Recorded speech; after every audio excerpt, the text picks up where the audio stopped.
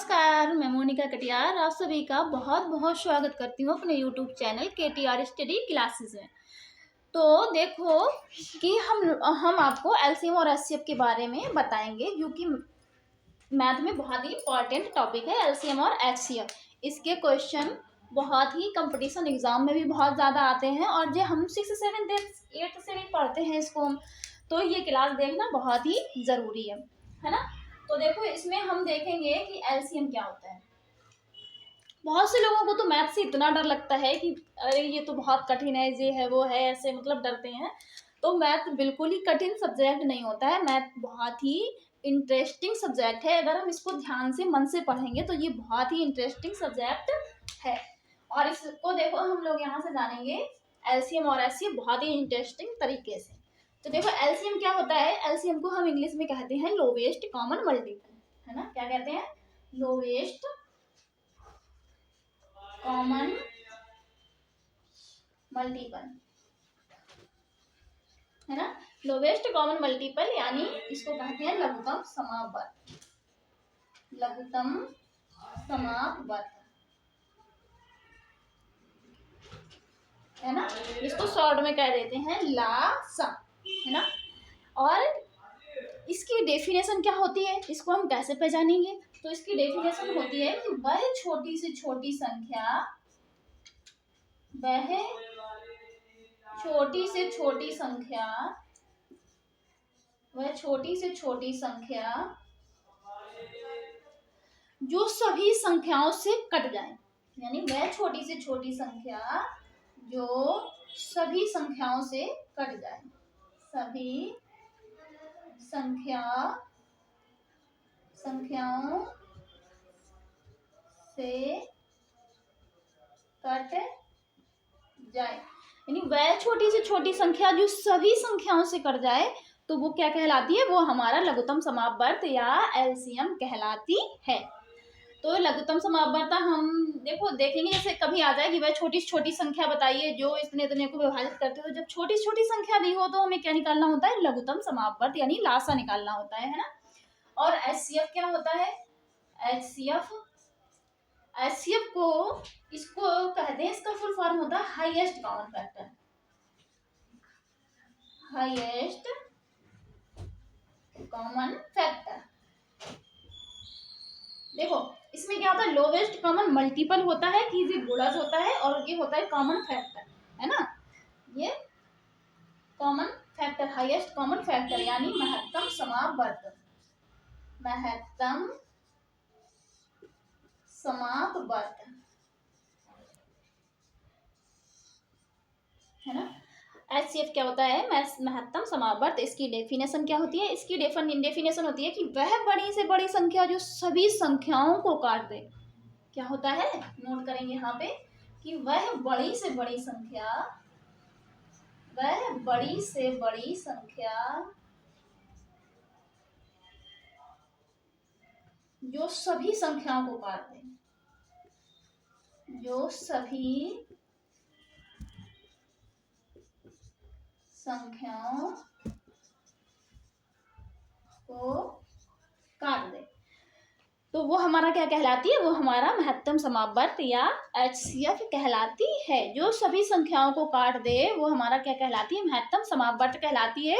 और जो सभी संख्याओं से कट जाए, वह छोटी छोटी संख्या जो सभी संख्याओं से कट जाए तो वो क्या कहलाती है? वो कहलाती है लघुत्तम समापवर्त या लासा कहलाती है ना। तो यहाँ तक तो ये समझ में आया होगा। और फिर इसके आगे हम देखो, इसके एग्जाम्पल हम देखते हैं कि इसको कैसे निकाला जाता है, लघुत्तम लासा और मासा कैसे निकालते हैं। हम कोई भी दो संख्याएं ले लेंगे। फॉर एग्जाम्पल कि मैंने 8 और 12 ले लिया। क्या ले लिया? 8 और 12।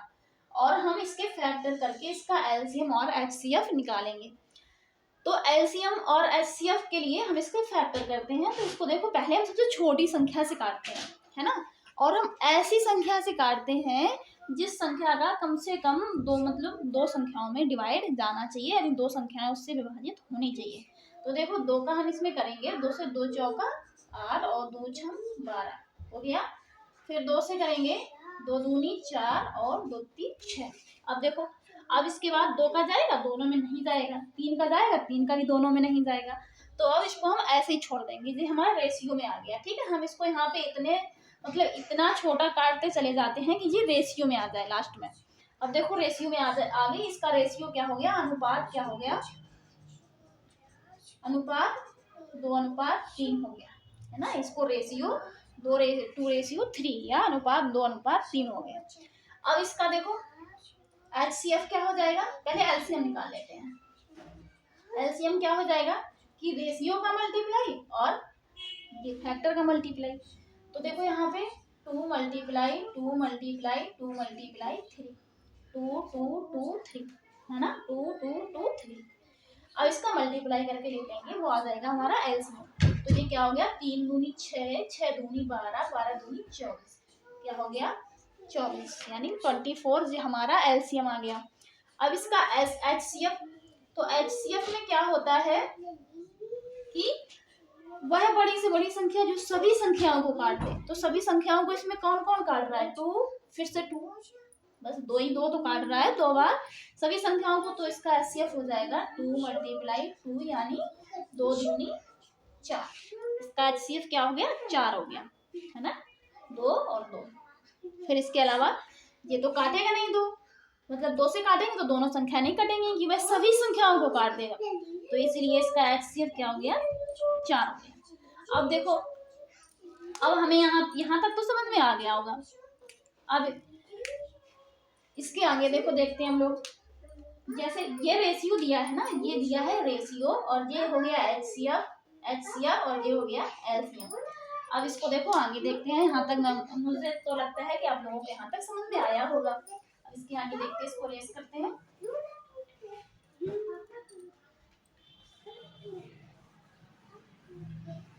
और इसके आगे देखो, अब जैसे आगे दिया हो कि अब HCF, एलसीएम और HCF तो हम लोग निकालेंगे। जैसे हमें निकालना है कोई दूसरा, फॉर एग्जांपल हम लोग समझने के लिए कि मुझे 12 और मुझे 18 का निकालना है, 12 और 18 का कि मुझे निकालना है एलसीएम और HCF निकालना है। ठीक है, तो यहाँ पे 12 का क्या हो जाएगा, इसके हम फैक्टर करेंगे तो 2 से जी कटेगा, 2 से 2 छम 12, 2 से 2 नीम 18, 2 से कट गया। अब देखो ये 2 का हम इसमें ऐसी संख्या का डिवाइड करेंगे जिसका दोनों में चला जाए, तो HCF निकालने के लिए। तो इसमें 2 का जाएगा, 2 का इसमें तो चला जाएगा, लेकिन इसमें नहीं जाएगा। तो हम क्या करेंगे, 3 का देके देखेंगे, 3 का इसमें भी जा रहा है, इसमें भी जा रहा है, तो 3 का दे दो, 3 दूनी 6, 3 तिरका 9। ठीक है, तो ये क्या हो गया, एलसीएम हो जाएगा, एलसीएम इसका हो जाएगा कि 2 multiply 3 multiply 2 multiply 3, 2 multiply 3 multiply 2 multiply 3। तो ये क्या हो जाएगा, दूनी 6, दूनी 12, बढ़ते हैं 36, है ना, ये एलसीएम हो गया। अब इसका HCF क्या होगा, HCF अभी हमने देखा था कि वह बड़ी से बड़ी संख्या जो सभी संख्याओं को काट दे। तो सभी संख्याओं को कौन, 1 2 काट रहा है और 3 काट रहा है। तो HCF क्या हो जाएगा, 2 मल्टीप्लाई 3, यानी 3 दूनी 6। इसका HCF क्या हो गया, 6, और इसका एलसीएम हो गया 36। अब देखो यहाँ तक तो मुझे लगता है कि आप लोगों को कोई दिक्कत नहीं होगी, कोई भी प्रॉब्लम नहीं होगी। यहाँ तक आप लोगों को समझ में आ गया होगा बहुत ही अच्छे तरीके से। अब हम इसके आगे देखते हैं। ऐसे अगर दिया होगा कि 12 और 18 का एलसीएम और HCF निकालो, तो आप लोग बहुत आसानी से निकाल लोगे। और अगर उसके आगे दिया है कि देखो एलसीएम दिया है और रेशियो दिया है और हमें HCF निकालना है, तो उसके लिए हम क्या करेंगे, तो उसके लिए देखो हम लोग क्या करेंगे। अब देखो यहाँ पे कि सपोज यहाँ पे दिया है एलसीएम, यहाँ पे एलसीएम दिया है, इसको इरेज करते हैं। देखो यहाँ पे दिया है रेशियो दिया है, यानी अनुपात दिया है कि अनुपात दो संख्याओं का अनुपात कितना है, 2:3 है ना। दो संख्याओं का अनुपात कितना है, 2:3 है। और HCF 6 है, तो एलसीएम निकालना है, तो एलसीएम हमें निकालना है। तो इसको हम कैसे निकालेंगे, देखो एलसीएम बराबर क्या करेंगे हम लोग,